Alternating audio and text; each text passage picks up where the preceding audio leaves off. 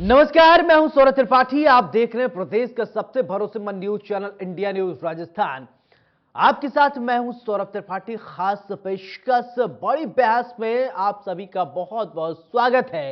मुख्यमंत्री अशोक गहलोत ने अपनी विधानसभा में राज्य बजट पेश करते हुए प्रदेश के लोगों को एक से बढ़कर एक सौगात दी है। आगामी विधानसभा चुनाव को ध्यान में रखते हुए मुख्यमंत्री अशोक गहलोत ने योजनाओं की बाढ़ सी ला दी। सीएम अशोक गहलोत ने अपने इस बार के बजट में किसानों को सौगात देते हुए हर महीने 2000 यूनिट तक बिजली फ्री देने का ऐलान किया है।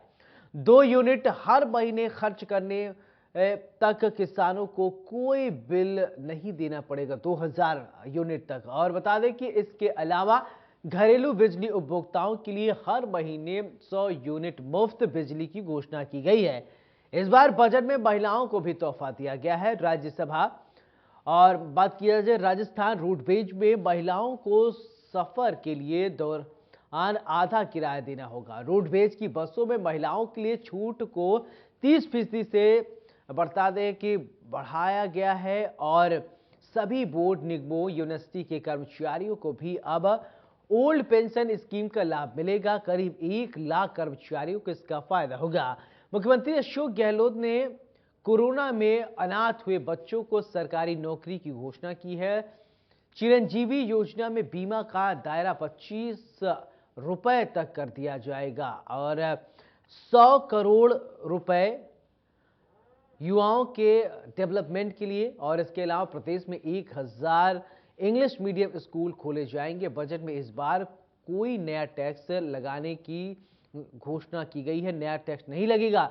बता दें कि प्रॉपर्टी के रजिस्ट्री की कीमत हर साल 10% की जगह 5% बढ़ेगी। बजट पेश करने के दौरान सीएम अशोक गहलोत ने ऐलान किया कि 500 करोड़ रुपए से युवाओं का कल्याण कोष गठन किया जाएगा।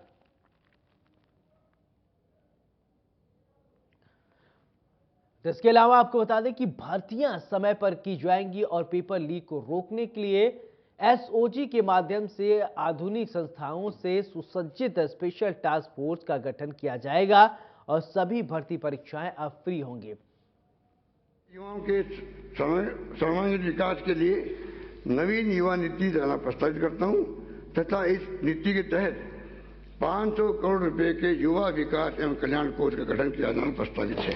200 करोड़ रुपए दक्षता विकास, कौशल प्रशिक्षण, रोजगारोन्मुखी संसाधन उपलब्ध कराने, 100 करोड़ रुपए समग्र व्यक्तित्व विकास, 200 करोड़ रुपए शिक्षा छात्रवृत्ति संबंधित संसाधन हेतु व्यय किया जाना प्रस्तावित है। सार्वजनिक परीक्षा भर्ती में अनुचित साधनों के भुगतान का अनुप्रदाय अधिनियम 222 लाया गया तथा इस अधिनियम के अंतर्गत संलिप्त व्यक्तियों और संस्थाओं के विरुद्ध त्वरित कड़ी कार्रवाई सुनिश्चित करने के लिए अब मैं एसओजी के अधीन आधुनिक साधनों से सुसज्जित स्पेशल टास्क फोर्स एसटीएफ गठित करने की घोषणा करता हूं। प्रदेश के युवाओं द्वारा विभिन्न भर्ती प्रतियोगी परीक्षाओं में वन टाइम रजिस्ट्रेशन प्रणाली के माध्यम से एक बार ये निर्धारित रजिस्ट्रेशन फीस देने के बाद अप्लाई करने पर राज्य द्वारा आयोजित सभी भर्ती परीक्षाओं को मैं निःशुल्क करने की घोषणा करता हूं। इस पर लगभग 200 करोड़ रुपए का वित्त भरा आएगा। आगामी वर्ष 100 मेगा जॉब फेयर लगाए जाना प्रस्तावित है। साथ ही प्रदेश के प्रमुख कॉलेज में कैंपस प्लेसमेंट की व्यवस्था प्रारंभ की जाएगी। विद्यार्थियों को प्रतियोगी परीक्षाओं की तैयारी हेतु आवासीय सुविधा उपलब्ध कराने के लिए दिल्ली में नेहरू यूथ ट्रांजिट हॉस्टल एवं फैसिलिटेशन सेंटर बनाया जा रहा है। इसी क्रम में अब मैं जिला मुख्यालयों पर भी 75 करोड़ रुपए की लागत से 100 आवासीय क्षमता के विवेकानंद यूथ हॉस्टल बनाए जाने की घोषणा करता हूं। ब्लॉक मुख्यालयों पर भी सावित्रीबाई फुले वाचनालय में डिजिटल लाइब्रेरी स्थापित करने की प्रस्तावित करता हूं। अल्प आय वर्ग की महिलाओं, कामगार, वंचित वर्ग यथा हस्तशिल्पी, केशकला व माटी कला कारीगर एवं घुमंतु आदि को स्वरोजगार के लिए विश्वकर्मा कामगार कल्याण योजना शुरू किया जाना प्रस्तावित है। इसके अंतर्गत आवश्यक किट, उपकरण, सिलाई मशीन इत्यादि क्रय करने में सहायता उपलब्ध कराने के लिए 55,000 रुपये का अनुदान दिया जाएगा। इससे 1 लाख युवा लाभान्वित हो सकेंगे।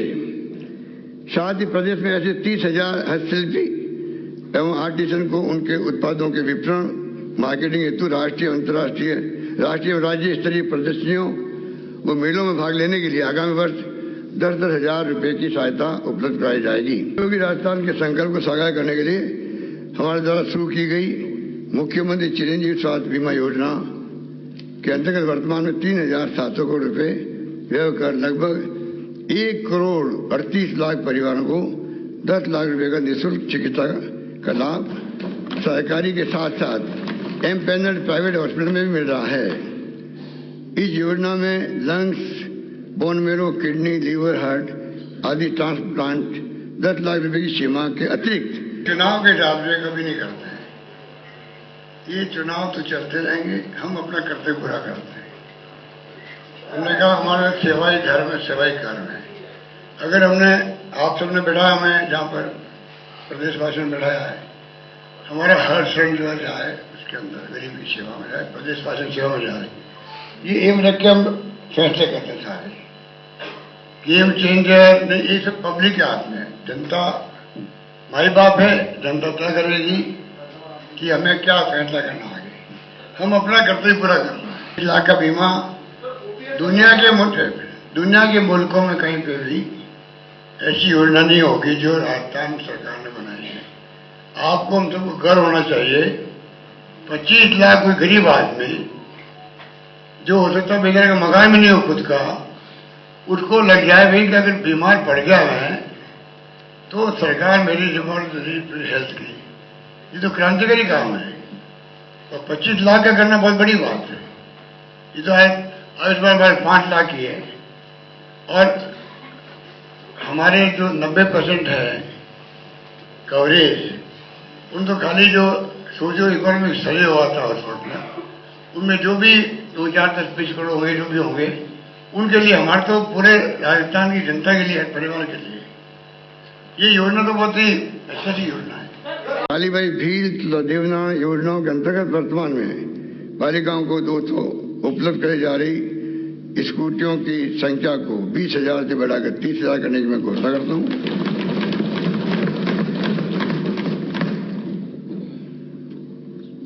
इन बालिकाओं को इलेक्ट्रिक स्कूटी।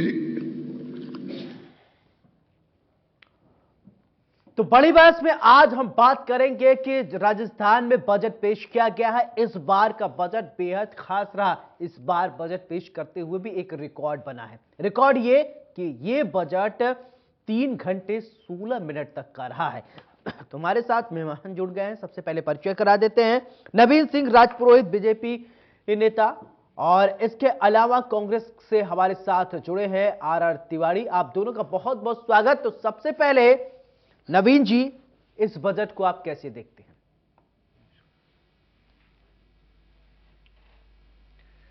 देखिए, आपके चैनल के माध्यम से सबसे पहले तो मैं ये कहना चाहूंगा कि अगर बजट की वास्तव में इतनी पॉपुलैरिटी और लोकप्रियता होती तो मुख्यमंत्री जी को इतने प्रयास करके बचत, राहत, बढ़त के बोर्ड्स और होर्डिंग्स पूरे प्रदेश में नहीं लगाने पड़ते। आज मुख्यमंत्री जी ने प्रेस कॉन्फ्रेंस में उसमें बयान में ये कहा कि हम जन जन तक योजनाएं पहुंचे इसलिए लगाए। अरे भाई, योजनाएं तो जनता के लिए बनाई है।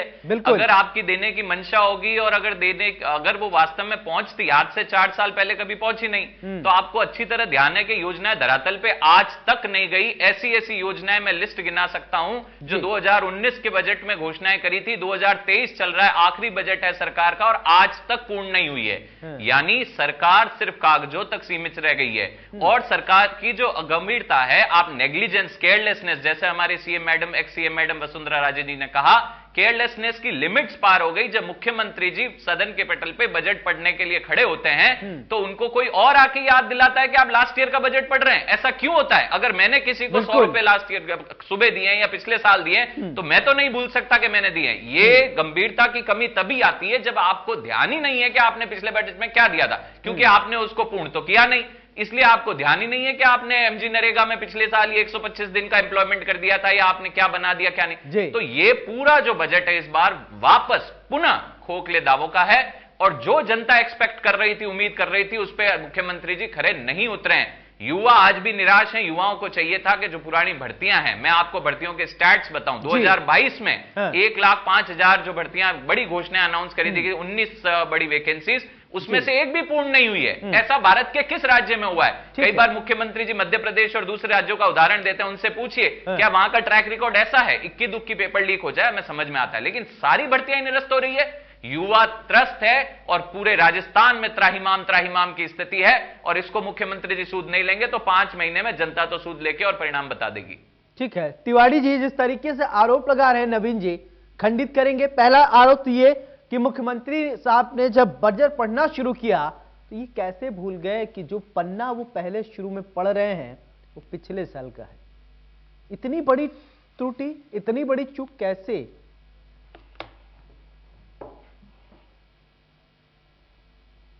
सौरभ, मानवीय गलती दुनिया में किसी से भी हो सकती है जी। और मेरे भाई जो बीजेपी वाले बैठे हैं, इस नौजवान को मैं कहना चाहता हूं, ये खिसियानी बिल्ली खंबा नोचे वाली कहावत पूरे देश में लागू होती है। आज भारतीय जनता पार्टी के बड़े से बड़े नेता से लेकर के पन्ना प्रमुख तक, राजस्थान के जननायक अशोक गहलोत ने जो राजस्थान के 7.5 करोड़ लोगों के तमाम वर्गों को जो राहत दी है, विशेष रूप से एक बात और कहना चाहता हूं सौरभ जी, बिना 1 रुपए का टैक्स लगाए राजस्थान का जननायक गरीब के लिए और मध्यम वर्ग के लिए, युवाओं के लिए, महिलाओं के लिए, छात्रों के लिए, खिलाड़ियों के लिए जो एक सौगात लेकर के आए, वो दुनिया में कहीं किसी राज्य का ऐसा बजट नहीं होगा।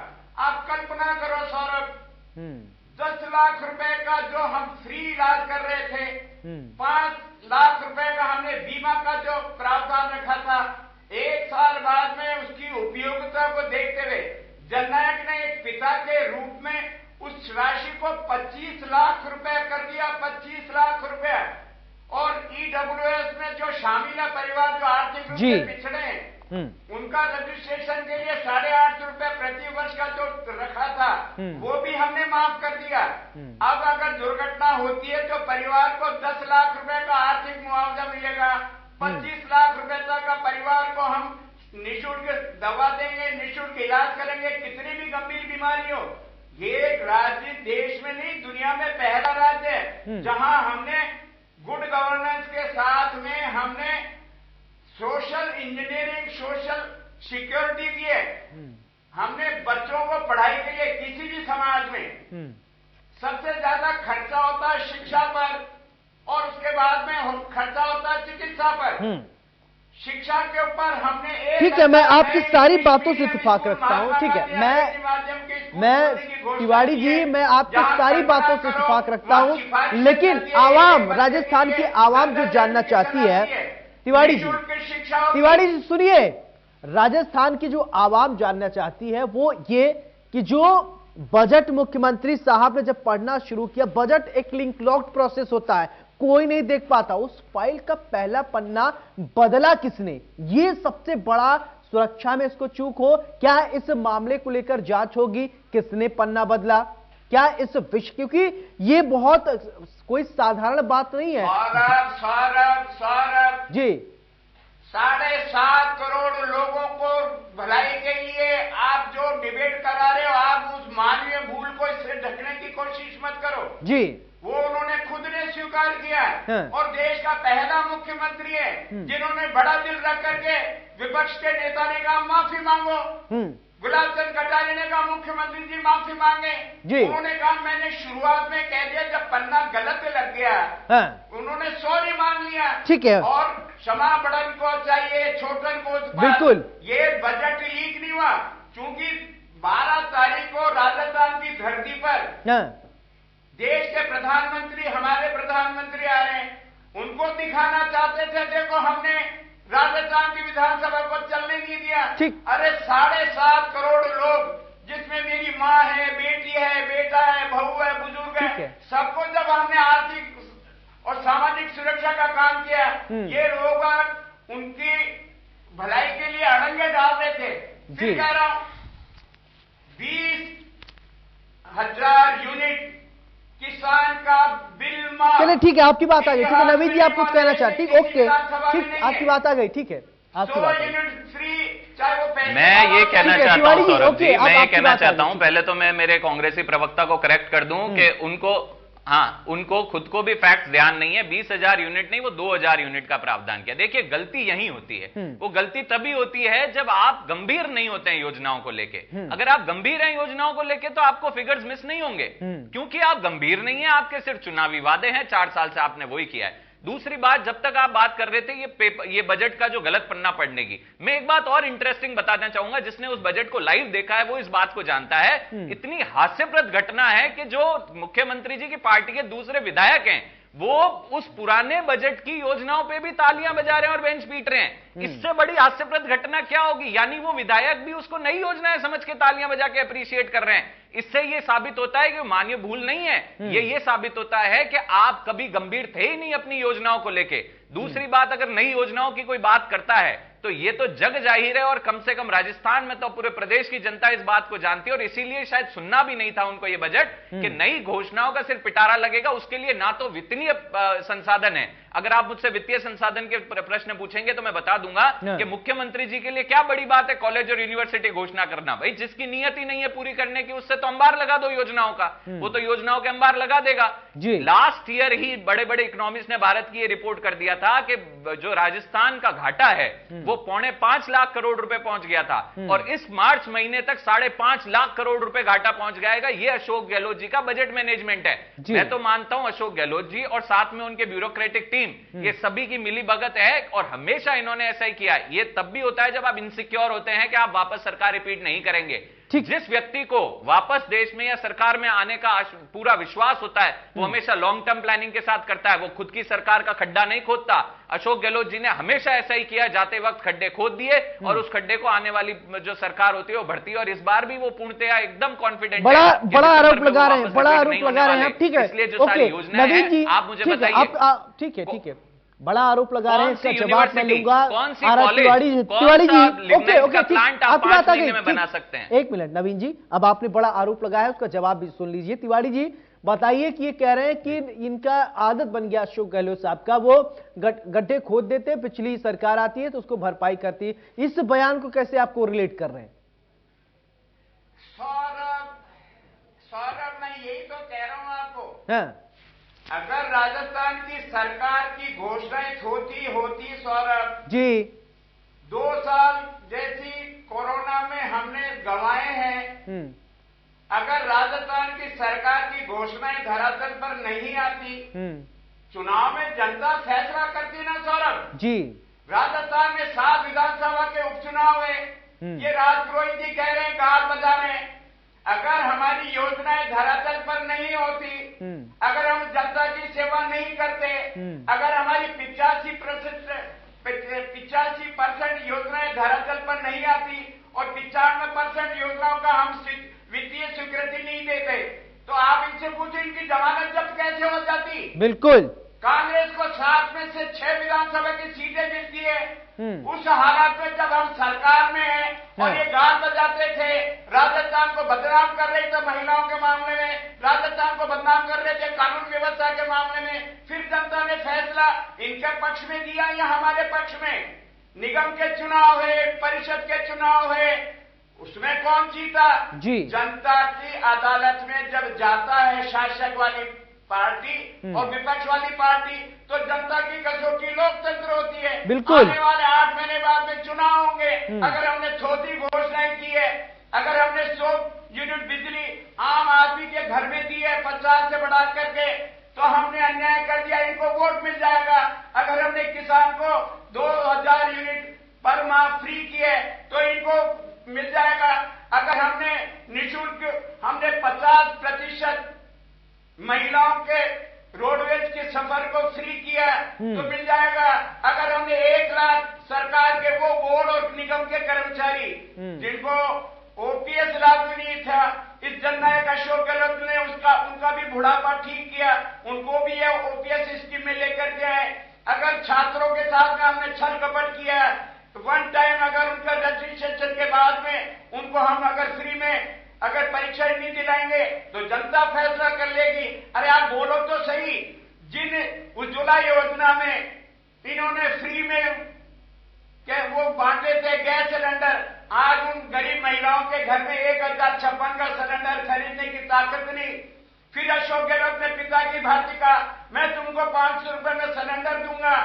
500 रुपए में 76 लाख परिवारों को मिल रहा है। सौरभ जी, अशोक गहलोत के घर में नहीं जा रही है। ये जनता के विरोध की बात करते हैं। केवल इनको लगता है सुबह का अखबार बढ़ेंगे, अशोक गहलोत इस्तीफा दे देंगे। मैं कह रहा हूं 2028 का बजट भी अशोक गहलोत पेश करेंगे। ये कितना ही कह दो। लीजिए, बड़ा ऐलान कर दिया, यानी चुनाव जीतने का ऐलान कर दिया। नवीन जी बताइए। ठीक है, ठीक है, ओके नवीन जी, 2028 का बजट पहली बात तो मैं ये बता दूं कि मध्यवर्ती चुनाव जो होते हैं, जी जी बोलिए नवीन जी। देखिए, अगर आप घोषणाओं को देखेंगे, आप अगर घोषणाओं को देखेंगे तो पहली बात तो सरकार जीते या हारे, अशोक गहलोत जी बजट पेश करेंगे या नहीं, ये तो इनकी आपसी कलह के बाद पता पड़ेगा। पहली बात तो इनकी सरकारें आए जाए, सचिन पायलट जी पेश करेंगे या अशोक गहलोत जी पेश करेंगे या कौन पेश करेगा, ये अभी इनको खुद को ही नहीं पता है। क्योंकि अशोक गहलोत जी को यही नहीं पता कि वो चुनाव भी लड़ पाएंगे या नहीं अगले साल। मुख्यमंत्री बनना तो बहुत दूर की बात। अब दूसरी बात मैं आपको कह दूं कि अगर इन्होंने योजनाओं के पूर्ण होने की बात कही तो उसका फिगर भी मैं बता दूं कि शायद मेरे कांग्रेसी मित्र अखबार नहीं पढ़ रहे हैं, क्योंकि इनके आंकड़े तो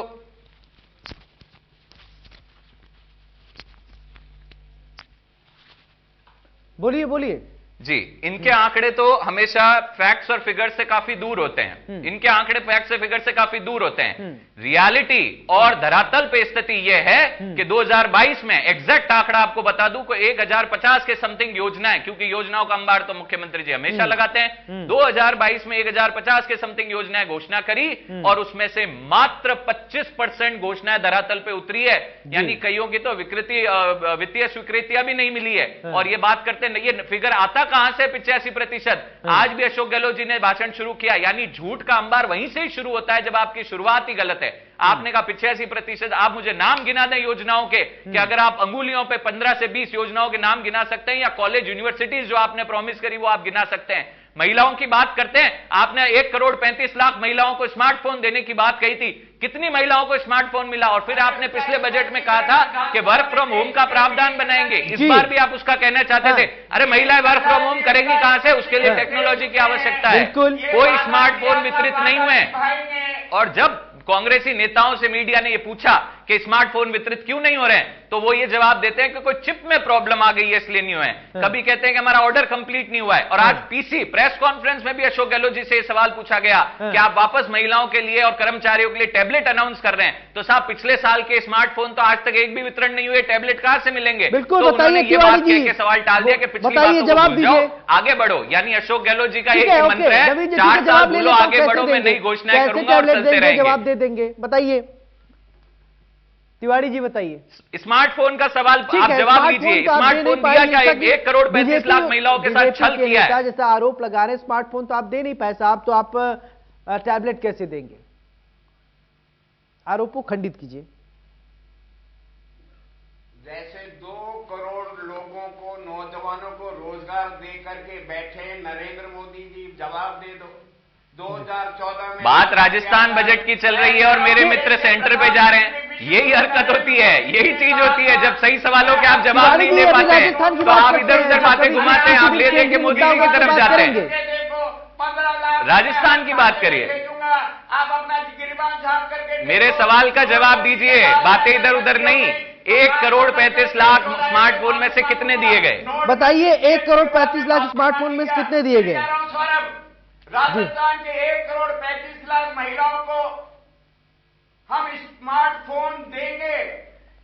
मेरे प्रवक्ता को यह ज्ञान नहीं है कि आज अशोक गहलोत जी ने इसको खारिज कर दिया प्रेस कॉन्फ्रेंस में। उन्होंने कह दिया इसको भूलो, आगे बढ़ो, और आप कह रहे हैं देंगे।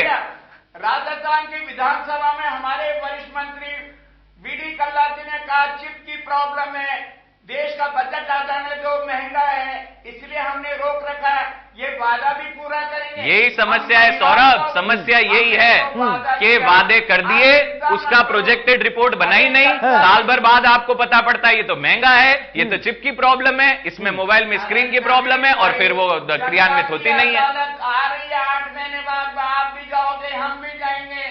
आज राजस्थान के करोड़ों लोगों ने देखा है अपने अभिभावक को, जननायक अशोक गहलोत को, उनकी हर छोटी बड़ी समस्याओं को उन्होंने निवारण करने। राजस्थान नहीं, मैं तो कहूंगा पूरा देश देख रहा था। पूरा देश देख रहा था कि किस तरीके से बजट और संसदीय प्रणाली को उन्होंने मजाक बना दिया। बात की है, जो छात्र मेधावी है उनको हम हर साल 200 की भेजने की बात करते थे, उसमें हमने बढ़ोतरी की है। हमने ओपीएस लागू किया है। हमने देश में पहला राज्य है जो हमने सरकार के कर्मचारियों को ओल्ड पेंशन स्कीम लागू की है। ये सारी बातें अगर हैं, सच्चाई पर धरातल पे आएगी। फिर कह रहा हूं 2028 का बजट फिर अशोक गहलोत जी पेश करेंगे जी। राजस्थान की जनता को भ्रमित नहीं कर सकते, सीधा सीधा लाभ दे रहे हैं, फिर कहां तकलीफ है। देखिए एक समस्या आजकल राजनीति में ये हो गई है कि माननीय प्रधानमंत्री नरेंद्र मोदी जी जब से 2014 में आए हैं तब से कांग्रेस की जो ये जातिगत राजनीति है इसका ऑलमोस्ट एंड हो गया, और यही रीजन है कि ये पूरे देश से समाप्त होते जा रहे हैं। आज मात्र 2 से 3 राज्यों में सिमट के रह गए हैं। ये सिर्फ इसी के कारण है कि इन्होंने पॉलिसी मेकिंग और गवर्नेंस पे कभी ध्यान नहीं दिया। इन्होंने सिर्फ जातियों को बांटा, इन्होंने कभी अल्पसंख्यकों के वोट को टारगेट किया। यहां पे राजस्थान में भी ये जब फोकस करते हैं तो मदरसों के लिए कभी क्या देते हैं, कभी अल्पसंख्यकों के लिए कुछ देते हैं। यानी विकास की कोई प्रणाली नहीं है, विकास का एजेंडा ही नहीं है। मेरा दूसरा सवाल, मैंने पहला सवाल किया स्मार्टफोन कितने दिए। आज आपके चैनल के माध्यम से माननीय अशोक गहलोत जी और सारे कांग्रेसी नेताओं को मेरा दूसरा सवाल है कि नंदी गौशालाएं आपने अनाउंस करी थी आज से 3 साल पहले, कितनी नंदी गौशालाएं आप राजस्थान में खोल पाए? बताइए। तीसरा सवाल आपसे है कि आपने उसके बड़ा गंभीर आरोप है ये, कॉलेज राजस्थान में नंदी गौशालाएं कितनी खोल पाए आप? बता दीजिए, जवाब दीजिए। सरकार आपकी, आपने घोषणा किया, बता दीजिए, जवाब दीजिए। हमने इतनी खोल दी है। हमने फिर बजट में प्रावधान किया, कमी और ज्यादा तो होता रहता है। घर में मुखिया पिता अपने बच्चों को, अरे तिवारी जी, जब मोबाइल की बात आ रही है तो चिप खत्म हो जा रहा है। क्या सोच से प्रदेश नहीं चलता साहब। पीड़ित परिवार जो पशुपालक परिवार है, जिसकी गाय का देहांत हो गया लंपी के कारण, 40,000 रुपए का हम मुआवजा देने की तैयारी में उस गरीब को। मेरा सवाल एज अ विपक्ष, मेरा सवाल सरकार से जो था उसके मुझे प्रश्न नहीं मिल रहे जी। अब आप सवाल कीजिए, जवाब मैं लूंगा। आप तिवारी जी से सवाल कीजिए, जवाब देंगे तिवारी जी। नवीन जी आप सवाल कीजिए, तिवारी मेरा जवाब दूसरा देंगे। सवाल का जवाब नहीं आया सौरभ, इन्होंने फिर टालम टोल कर दी। नहीं जवाब देंगे जी। दूसरा सवाल का जवाब नहीं है, दोनों सवाल के जवाब नहीं है। मेरा तीसरा सवाल इनके ऊपर, मेरा तीसरा सवाल है सरकार के ऊपर कि आज राजस्थान के समस्त अखबार उठा लो तो बेचारे युवा, बेरोजगार युवा इनके मंत्री जी के घर के बाहर धरना दे रहे हैं, जिसको पुलिस डंडे मार के भगा रही है। वो पंचायती राज में जेईएन की भर्ती है, 500 पदों की भर्ती आज भी अटकी पड़ी है। आज वो 3 साल हो गए उस बात को, उस पे क्या जवाब है? क्यों वो बेरोजगार वहां सड़क पे बैठने को मजबूर हो रहे हैं और आप युवाओं की बात करते हैं? मेरा चौथा सवाल है कि 19 बड़ी जो आपने भर्तियां इस साल निकाली थी, उन 19 भर्तियों में से किसको संपूर्ण किया आपने 2022 से 23 के बीच? अरे एक सवाल पूछिए, उसका जवाब दीजिए। सवालों की झड़ी लगा देंगे, पंचायती राज जेईएन का घबरा जाएंगे। जी चलिए ठीक है, तिवारी जी जवाब दीजिए। अरे घबराने की बात नहीं, आप इनसे पूछो, सौरभ इनसे पूछो, ये किरोड़ी लाल मीणा। सवाल का जवाब नहीं आ रहा है सौरभ, आप ध्यान रखें। किरोड़ी लाल मीणा जी की तरफ जा रहे हैं, ये राजनीतिक बातें करेंगे, मेरे सवाल का जवाब नहीं आएगा। किरोड़ी लाल मीणा भारतीय जनता पार्टी के देश के सर्वोच्च नेता हैं, आदिवासियों के। भारतीय जनता पार्टी के राजस्थान के अध्यक्ष है सतीश पूनिया जी। 6 दिन पहले उन्होंने आरोप लगाया कि मैं आंदोलन कर रहा हूं छात्रों के हित में। सतीश पूनिया आते हैं, 2 मिनट बैठ के सौरभ जी ये जवाब नहीं है। समझ जो आपके ऑडियंस है चैनल की, वो समझ रही हैं कि कांग्रेस कैसे घुमाती है। कोई इनसे पूछ लो, 4 साल के इतिहास में राजस्थान की सरकार के खिलाफ बेरोजगारों का कोई बहुत बड़ा आंदोलन किया क्या? ये बयानवीर नेता हैं, अखबारों में पढ़ते हैं, टेलीविजन पर अखबारों में अपना बयान जारी कर देते हैं। जनता आक्रोश रैलियां निकाली है इन्होंने, हमारी सरकार को कोसा इन्होंने। सौरभ जी बजट पर चर्चा हो रही है, मेरे माननीय पैनलिस्ट के पास बजट से रिगार्डिंग कोई जवाब नहीं है। आप समझ जाइए और बजट है ऑडियंस भी समझ और बजट बहुत बड़ा आज का दिन है। सीएम अशोक गहलोत ने जनता को बहुत सारी सौगातें दी हैं। सर प्लीज मुद्दे को मत भटकाइए, सिर्फ बजट पर ही हम चर्चा करेंगे, बजट को लेकर ही बात करेंगे। राज्य सुनो नवीन राजपुरोहित जी, मैं बजट को लेकर बात कर रहा हूं सौरभ। राजस्थान के जननायक अशोक गहलोत ने 1,46,000 बच्चे बच्चियों को सरकार की नौकरियां दी हैं। 1,46,000 बच्चे बच्चियों को 1 लाख नौकरियां पाइपलाइन में जो हम देंगे। जी, आंदोलन तो होते हैं लोकतंत्र में, आंदोलन वहीं होते हैं। मैं पूछना चाहूंगा कि ये 1,46,000 का जो आंकड़ा लाए हैं उसमें नियुक्तियां कितने में हुई है? मेरा अगला सवाल है जी, मेरा अगला सवाल है सौरभ जी, हाँ। नियुक्तियां कितने में हुई है 1,46,000 में से? ये पूछे हैं। 1,46,000 नौकरियां दी हैं। नियुक्तियां कितने में हुई है ये बताएं। आपने सिर्फ घोषणाएं की है, वैकेंसीज निकाली है, नियुक्तियां कितने में हुई है? छात्रों को मालूम है हमको सरकारी नौकरी मिलेगी। आप नियुक्तियां बताइए, आज बताइए, जवाब दीजिए तिवारी जी। ये विपक्ष का सवाल है, आप तो सत्ता पक्ष के हैं, आपको तो जवाब देना चाहिए। अरे विपक्ष को मैं कह रहा हूं, ये घड़ियाली आंसू बहाने वाले, शेख चिल्ली जैसे सपने देखने वाले। नहीं सर, ठीक है तिवारी जी, जो ये सवाल जो आरोप लगा रहे हैं आप खंडित कर दीजिए। इन्होंने कहा कि आपने कहा 1,46,000 नौकरियां दी, इन्होंने पूछा नियुक्तियां कितनी की। अब बता दीजिए कितनी नियुक्ति हुई, बात ही खत्म। अरे बता ही नहीं सकते सौरभ जी, सभी लंबित है। किसी में वैकेंसीज निकली, किसी में पेपर आउट हो गया, किसी में चीटिंग हो गई, वो सब आउट। नियुक्तियां नहीं हुई है, जीरो। लोगों को नौकरी के लेटर मिलने में टाइम लगता है, उनका शारीरिक उनका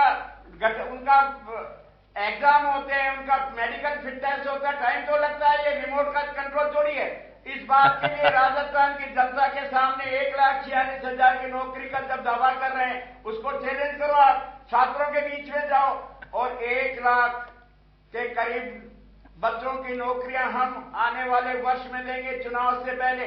इसलिए तो बौखलाए हुए हैं कि छात्र इनके साथ में नहीं, माँ बेटियां इनके साथ में नहीं, बुजुर्ग इनके साथ में नहीं।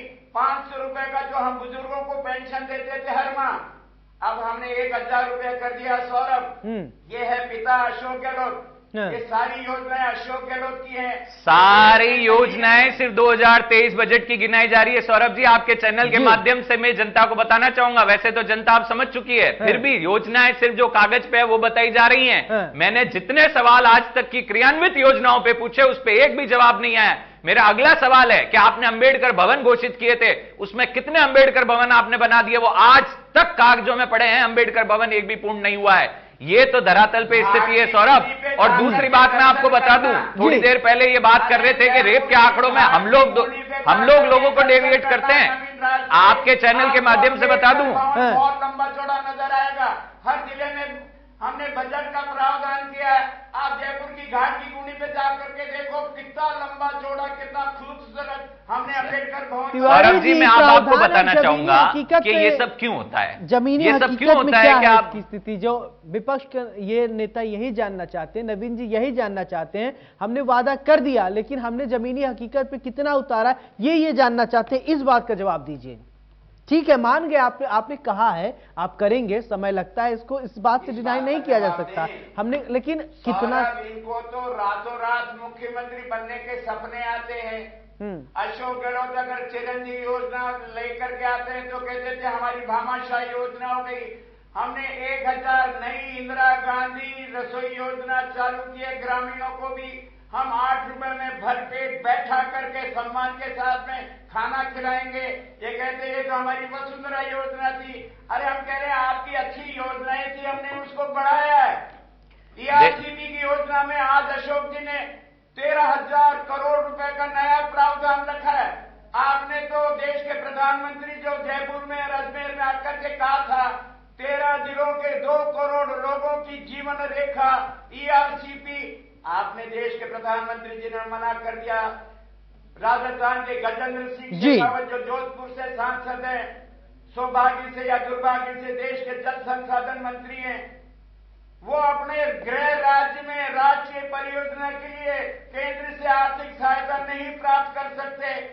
अशोक गहलोत ने कहा केंद्र सरकार मदद करे या नहीं करे। पिछले बजट में हमने 9,600 करोड़ का प्रावधान किया था। अब की बार हमने 13,000 करोड़ का प्रावधान किया है।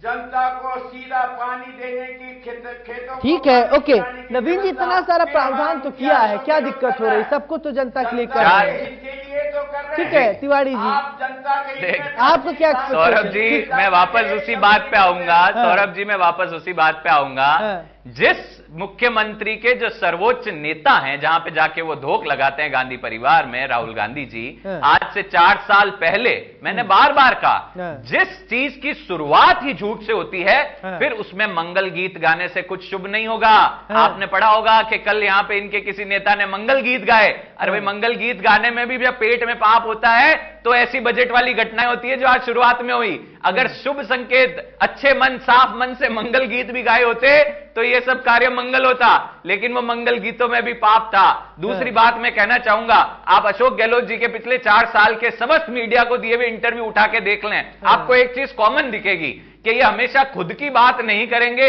ले दे के सारा जो बूंद का ठीकरा है, जैसे हमारे राजस्थान में कहते हैं, वो मोदी जी के सर पे फोड़ने लगेंगे। अरे भाई, देश की जनता, प्रदेश की जनता ने मोदी जी को नहीं चुना, आपको चुना था।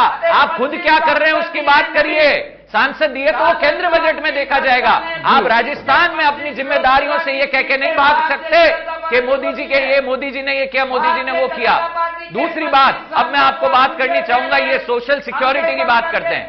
मोदी के सामने मैं बोल लेता हूं सौरभ जी, जब ये बोल रहे थे मैं सुन रहा था। अब ये जब सुन नहीं पाएंगे मेरी बातों को तो बीच में इंटरप्ट करेंगे। मेरे सवाल बड़े ही स्ट्रेट फॉरवर्ड। आप लोग कहना क्या चाह रहे हैं? ठीक है, ओके जी, बिल्कुल। मेरी अगली बात यह है कि कोई भी बात होती है बजट से रिगार्डिंग तो ले दे के ईआरसीपी पे बात चली जाती है। यानी आदमी जब दूसरों की कमियों पे ज्यादा फोकस करे और खुद की उपलब्धियां गिनाने में असमर्थ रहे तो समझ जाइएगा कि खुद में उपलब्धियां हैं नहीं, इसीलिए वो दूसरी कमियों के ऊपर जा रहा है। जब और तीसरी बात, राजस्थान देश में ये है, राजस्थान देश में वो है। 4 साल में मेरे प्रदेश को, राजस्थान से मैं भी आता हूं, इतना शांति प्रिय देश हुआ करता था। देश के जल संसाधन मंत्री हैं। अरे वो कैसा मंत्री है? फैक्ट्स पे बात नहीं है सौरभ जी, फैक्ट्स और फिगर पे बात नहीं होगी, सिर्फ राजनीतिक जुमले बोले जाएंगे, फैक्ट्स फिगर्स पे बात नहीं होगी, क्योंकि फैक्ट्स और फिगर है ही नहीं दरअसल। एकदम सपाट जवाब दीजिए, गोल गोल घुमाने की जरूरत नहीं। सर, आप आज आपने बजट पेश किया, बहुत बड़ा दिन है आज आपके लिए, गोल गोल घुमाने। आज तो आपके पास बोलने के लिए अंबार है, क्योंकि आपको पता है कि मुख्यमंत्री जो बोले हैं 3 घंटा 16 मिनट बोले हैं। कह रहा हूं ना, 13,000 करोड़ रुपए का प्रावधान राज्य के मुख्यमंत्री अपने संसाधनों से दे। आज तक 4 साल में पहले पुरानी उपलब्धियों को गिनाइए धरातल पे, उसके बाद जनता विश्वास करेगी। सरकार के पास में तो आरबीआई नोट छापने की मशीन है। राजस्थान के जोधपुर के सांसद राजस्थान के नहीं, देश के जल संसाधन मंत्री हैं जी। राजस्थान के 13 जिलों में कांग्रेस को वोट नहीं, भारतीय जनता पार्टी को वोट मिलता है।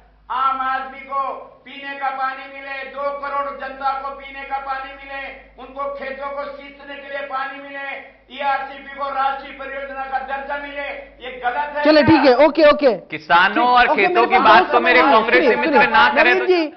30 सेकंड आप 30 सेकंड अब आपको दूंगा। फाइनल कमेंट ये है, ये बताइए इस बजट को आप कैसे देखते हैं?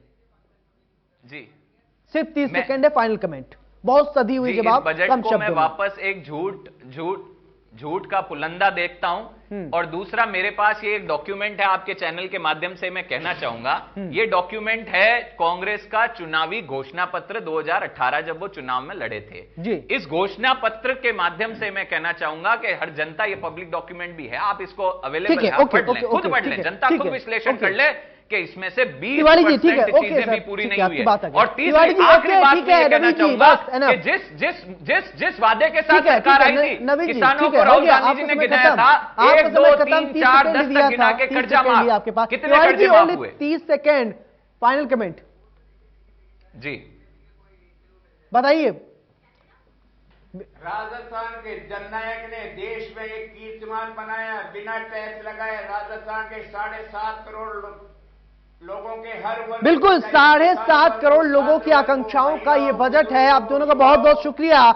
तो बड़ी बहस में आज हमने चर्चा किया कि बजट पर लेकर किस तरीके से सियासत हो रही है। मुख्यमंत्री ने बजट पेश किया, 3 घंटे 16 मिनट तक बोले। बहरहाल शुरुआत में अगर बात कर लिया जाए तो मुख्यमंत्री बजट जब पढ़ना शुरू किए तो पन्ना थोड़ा इधर उधर हो गया था और मुख्यमंत्री थोड़ा पिछले साल का बजट पढ़ना शुरू किए, बाद में उनको सॉरी भी बोलना पड़ा। बहरहाल अब यह देखना होगा कि यह बजट क्या चुनावी बजट है, यह बजट क्या लोगों के हितकारी के लिए है, लेकिन बजट पेश हुआ है, राजस्थान की आवाम कितना खुश है ये तो राजस्थान की आवाम ही बता पाएगी। बड़ी बहस में मेरे साथ फिलहाल इतना ही। नमस्कार।